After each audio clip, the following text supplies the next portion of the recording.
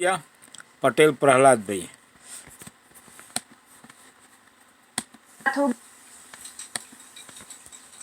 मामले में supreme court में हुई सुनवाई की। ऑपरेशन सिंदूर पर तेज हुई सियासत की।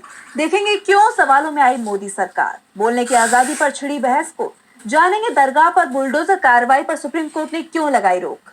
और बुलेटिन के आखिर में देखेंगे जाने माने कार्टूनिस्ट इरफान की किस खबर पर पड़ी तिरछी नजर। लेकिन दिन भर की तमाम बड़ी खबरों से पहले एक नजर आज की सुर्खियों पर। विदेश सचिव की संसदीय समिति को ब्रीफिंग, ऑपरेशन सिंदूर की जानकारी दी। शशि थरूर रहे मौजूद। 33 देशों में ऑल पार्टी डेलीगेशन भेज रही है सरकार। असम सीएम हेमंत बिस्वा शर्मा का बड़ा बयान, बोले गौरव गोगोई आईएसआई के बुलावे पर पाकिस्तान गए, वहां ट्रेनिंग लेकर राफेल परमाणु पर किए सवाल। कांग्रेस सांसद बोले मुख्यमंत्री की टिप्पणी बकवास।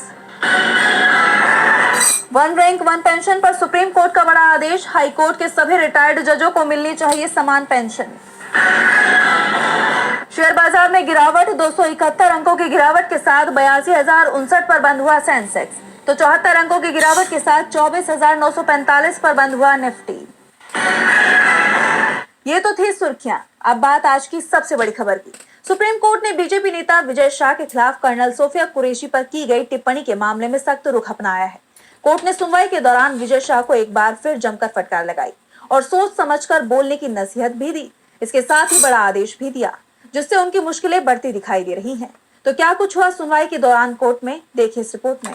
सोफिया कुरैशी को आतंकी की बहन बताने वाले बीजेपी नेता को सुप्रीम कोर्ट ने माफी देने से इनकार कर दिया। साफ कह दिया है कि बीजेपी नेता विजय शाह माफी का हकदार नहीं है। मध्य प्रदेश सरकार में मंत्री और बीजेपी विधायक विजय शाह ने इंदौर में एक कार्यक्रम में ऑपरेशन सिंदूर की तारीफ करते हुए सेना की कर्नल सोफिया कुरैशी को आतंकियों की बहन बता दिया था, जिसके बाद उनके खिलाफ जबलपुर हाई कोर्ट ने स्वतः संज्ञान लिया और एफआईआर दर्ज करने के आदेश दे दिए। कोर्ट इस मामले की खुद निगरानी भी कर रहा है। इस बीच गिरफ्तारी से बचने के लिए विजय शाह ने माफी भी मांगी, सुप्रीम कोर्ट भी पहुंचे। सुप्रीम कोर्ट में शाह के वकील मनिंदर सिंह ने कहा, जो बयान दिया गया उसके लिए माफी मांगी जा चुकी है, फिर माफी मांगते हैं, मामले को खारिज किया जाना चाहिए। लेकिन सुप्रीम कोर्ट में जस्टिस सूर्यकांत और एनके सिंह की बेंच ने माफी को नामंजूर कर दिया। जस्टिस सूर्यकांत ने शाह की माफी पर कहा, वो माफी क्या है और कहाँ है, यहाँ एक मामला है, हम वीडियो क्लिप दिखा रहे हैं, हम देखना चाहते हैं कि आपने कैसी माफी मांगी है। माफी शब्द का एक मतलब होता है। कभी कभी लोग सिर्फ मुसीबत से बचने के लिए माफी मांगते हैं। लोग दिखावटी मगरमच्छ के आंसू बहाते हैं। आपकी माफी कैसी है? आपने भद्दे कमेंट किए हैं, अब माफी का क्या मतलब? सुप्रीम कोर्ट ने कहा, आपने बिना सोचे समझे ऐसी बातें कैसे की? आपने ईमानदारी से माफी मांगने की कोशिश क्यों नहीं की? दरअसल मामले ने जब तूल पकड़ा तो मंत्री विजय शाह का माफी मांगने का वीडियो सामने आया था, लेकिन माफी मांगते समय भी उनके चेहरे पर हंसी दिख रही थी, जैसे उन्हें अपने बयान पर कोई अफसोस या मलाल ना हो। सुप्रीम कोर्ट ने मध्य प्रदेश सरकार से पूछा कि इस मामले में अब तक क्या कदम उठाए गए हैं और पुलिस से जांच की अपडेट मांगी। सुप्रीम कोर्ट ने इस मामले में एसआईटी बनाने का आदेश दिया, जिसमें 3 आईपीएस अधिकारी होंगे जो मध्य प्रदेश के बाहर के होंगे। इनमें एक महिला अधिकारी भी शामिल होगी। एसआईटी को मंगलवार सुबह 10 बजे तक गठित करना होगा और 28 मई तक जांच की स्टेटस रिपोर्ट जमा करनी होगी। कोर्ट ने साफ कहा कि वो इस मामले पर कड़ी नजर रखेगा और शाह को अपनी गलत टिप्पणी का अंजाम भुगतना ही होगा। बीजेपी के मंत्री की मुश्किलें बढ़ गई हैं, तो मुश्किल में मोदी सरकार भी नजर आ रही है। सरकार की तरफ से अलग अलग देशों में भेजे जाने वाले ऑल पार्टी डेलीगेशन को लेकर एक नया विवाद शुरू हो गया है। सरकार ने बिना विपक्षी दलों की राय लिए उनकी पार्टी के सांसदों को विदेश जाने वाले डेलीगेशन में शामिल कर लिया। लेकिन अब टीएमसी ने मोदी सरकार के इस फैसले पर सवाल खड़े कर दिए, जिसके बाद टीएमसी सांसद ने अपना नाम वापस ले लिया। पाकिस्तान में पल रहे आतंकवाद के बारे में दुनिया को जानकारी देने के लिए केंद्र सरकार ने 7 प्रतिनिधि मंडल बनाए हैं, जिस पर सरकार बुरी तरह से गिर गई है और विपक्ष सरकार पर मनमानी का आरोप लगा रहा है। उसी कड़ी में अब पश्चिम बंगाल की सीएम ममता बनर्जी ने भी केंद्र सरकार को आईना दिखाया है। उन्होंने कहा कि केंद्र सरकार नाम तय नहीं कर सकती, अगर वो हमें अनुरोध करते तो हम अपने प्रतिनिधि का नाम भेजते। ये एक परंपरा है, ये व्यवस्था है। हम विदेश नीति के मामले में केंद्र सरकार के साथ खड़े हैं और उनका समर्थन करते हैं। हमें कोई अनुरोध नहीं आया था, अगर हमें ऐसा कोई अनुरोध आता तो हम इस पर विचार कर सकते थे। हमें ये तय करने का हक है कि हमारी पार्टी का सदस्य कौन होगा। सीएम ममता बनर्जी के अलावा पार्टी सांसद अभिषेक बनर्जी ने भी सरकार पर मनमानी का आरोप लगाया है। दरअसल टीएमसी सांसद यूसुफ पठान का नाम भी इस लिस्ट में शामिल था, जिसको लेकर टीएमसी का कहना है कि बिना पार्टी से पूछे सरकार ने फैसला कैसे ले लिया। इसके बाद टीएमसी ने यूसुफ पठान का नाम वापस ले लिया है। वहीं यूसुफ पठान ने भी भारत सरकार को ये जानकारी दे दी है कि वो इस दौरे पर नहीं जा पाएंगे।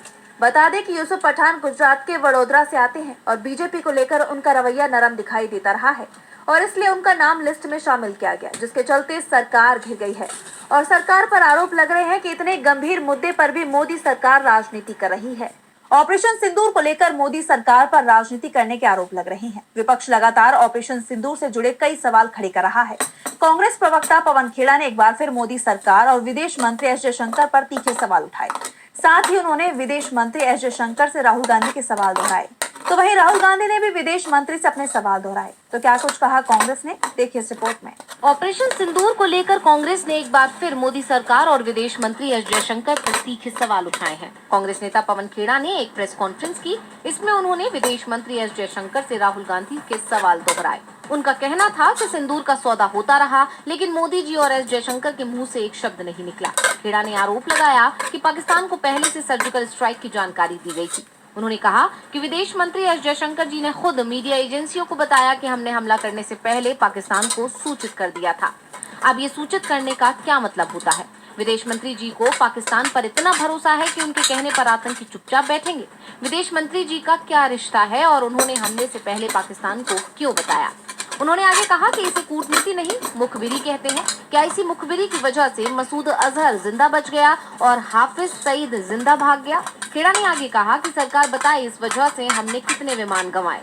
ये कोई गलती नहीं थी, ये एक अपराध था और देश का सच्चाई जानने का हक है। विदेश मंत्री ने जो बोला उसे सबने सुना, फिर भी इस पर लीपापोती की जा रही है। विदेश मंत्री का ये बयान संवेदनशील है क्योंकि इस बयान से तो यही लगता है कि आतंकी अपने ठिकानों से भाग गए होंगे। ऐसा क्यों किया गया, इस पर पीएम मोदी विदेश मंत्री को जवाब देना होगा। वहीं लोकसभा में नेता प्रतिपक्ष राहुल गांधी ने भी एस जयशंकर पर निशाना साधा और एक्स पर लिखा कि विदेश मंत्री की चुप्पी निंदनीय है और इससे सब साफ हो रहा है।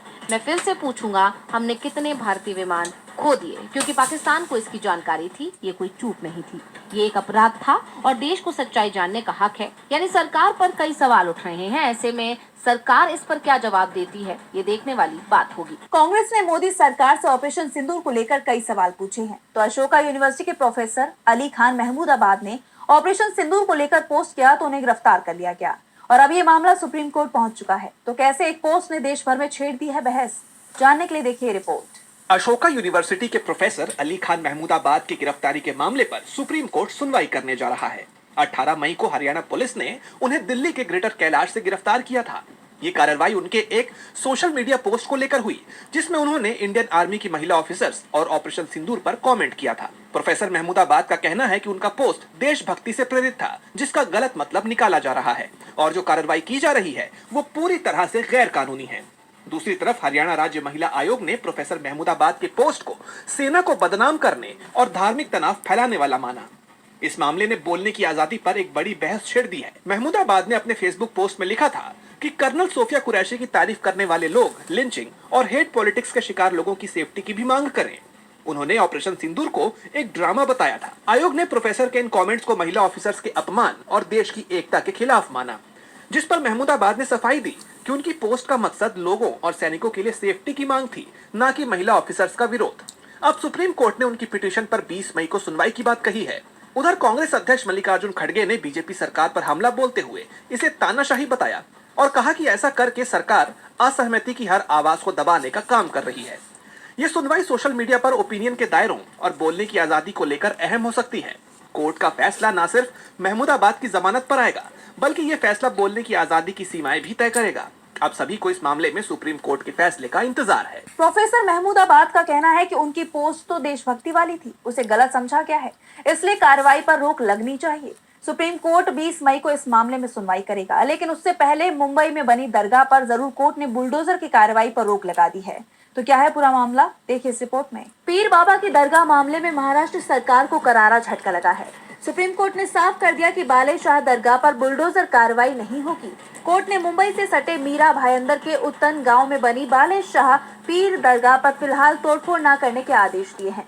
सुप्रीम कोर्ट ने कहा कि दरगाह जिस हाल में है अभी उसी हाल में रहनी चाहिए और 4 हफ्तों तक इस पर कोई कार्रवाई नहीं होगी। इसके साथ ही मामले में कोर्ट ने अगली सुनवाई के लिए 4 हफ्ते बाद का समय दे दिया।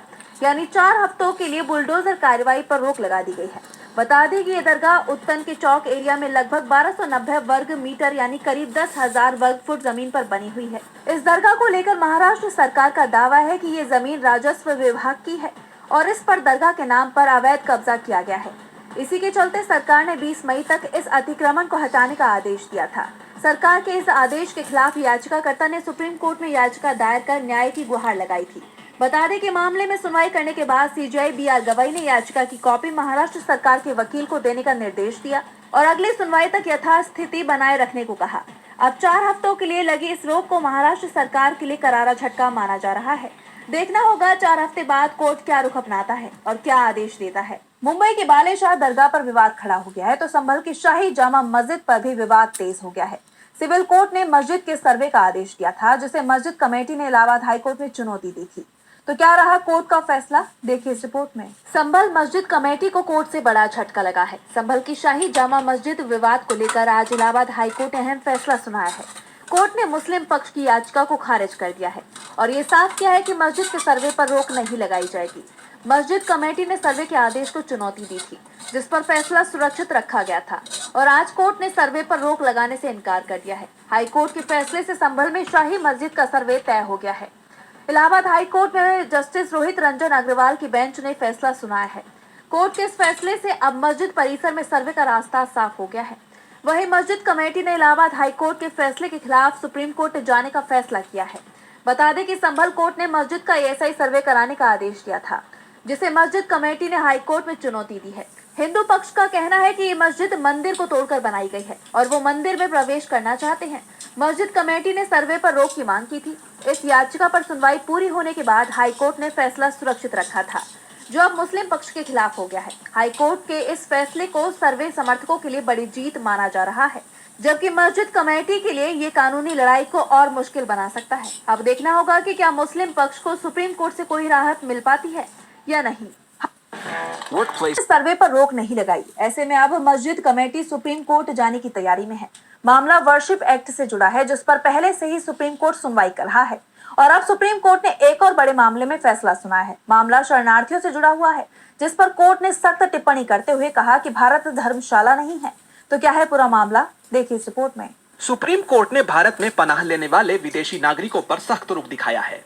कोर्ट ने कहा कि भारत कोई धर्मशाला नहीं है जहां दुनिया भर के शरणार्थी आकर बस जाएं।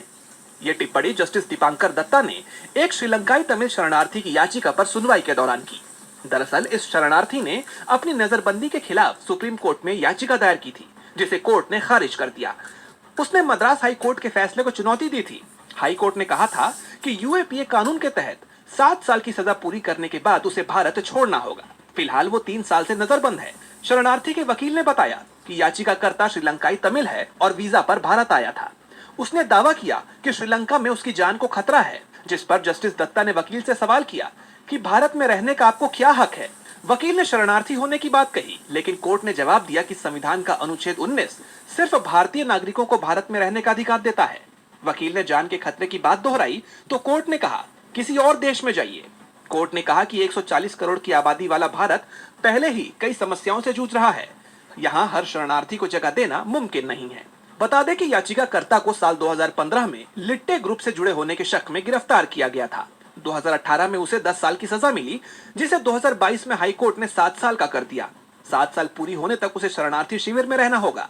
सुप्रीम कोर्ट ने साफ किया कि भारत अपनी सीमाओं और जिम्मेदारियों को देखते हुए हर शरणार्थी को शरण नहीं दे सकता। विदेशियों को देश में पनाह देने के मामले में सुप्रीम कोर्ट की यह टिप्पणी काफी अहम मानी जा रही है। और बुलेटिन के आखिर में देखेंगे जाने माने कार्टूनिस्ट इरफान की किस खबर पर पड़ी तिरछी नजर।